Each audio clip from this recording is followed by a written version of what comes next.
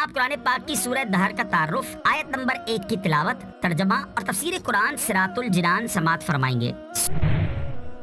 सूरह दहर का तारुफ, मकाम नुज़ूल। इमाम मुजाहिद हज़रत कतादा रज़ियल्लाहु ताला अन्हुमा और जमहूर मुफस्सिरीन के नज़दीक सूरह दहर मदीना मुनव्वरा में नाजिल हुई है, और बाज़ मुफस्सिरीन ने कहा है कि ये सूरत मक्का मुकर्रमा में नाजिल हुई है, और बाज़ मुफस्सिरीन के नज़दीक इस सूरत की कुछ आयतें मक्का मुकर्रमा में नाजिल हुई हैं और कुछ आयतें मदीना मुनव्वरा में नाजिल हुई हैं। रुकू और आयात की तादाद, इस सूरत में 2 रुकू और 31 आयतें हैं। दहर नाम रखने की वजह, लंबे ज़माने को अरबी में दहर कहते हैं। नीज़ सूरह दहर का एक नाम सूरह इंसान भी है, और ये दोनों नाम इसकी पहली आयत से माखूज हैं।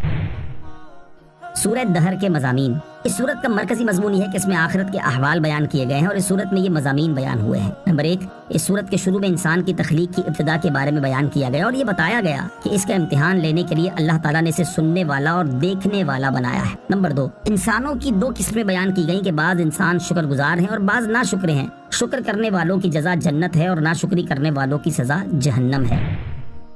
नंबर 3, नेक मुसलमानों की जज़ा जन्नत के औसाफ बयान किए गए और उनके वो अमाल बताए गए जिसकी वजह से वो इस जज़ा के मुस्तहिक हुए। नंबर 4, ये बताया गया कि नबी अकरम अलैहिस्सलाम पर कुरान मजीद थोड़ा थोड़ा करके नाजिल किया गया। नीज़ आप अलैहिस्सलाम को कुफ़ार की तरफ से पहुँचने वाली ईज़ाओं पर सब्र करने की तलकीन की गई।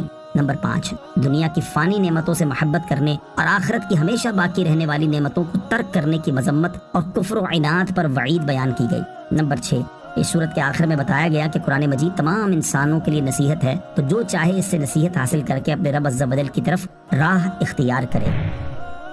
सूरह क़यामा के साथ मुनासिबत, सूरह दहर की अपने से माक़बल सूरत क़यामा के साथ एक मुनासिबत यह है कि सूरह क़यामा में जन्नत और जहन्नम के औसाफ इजमाली तौर पर बयान किए गए, और सूरह दहर में जहन्नम के औसाफ और ख़ास तौर पर जन्नत के औसाफ तफसील से बयान किए गए हैं। दूसरी मुनासिबत यह है कि सूरह क़यामा में क़यामत के दिन काफिरों और फाजिरों को पेश आने वाले दर्दनाक उमूर बयान किए गए, और सूरह दहर में नेक मुसलमानों को क़यामत के दिन मिलने वाली नेमतों का जिक्र फरमाया गया है।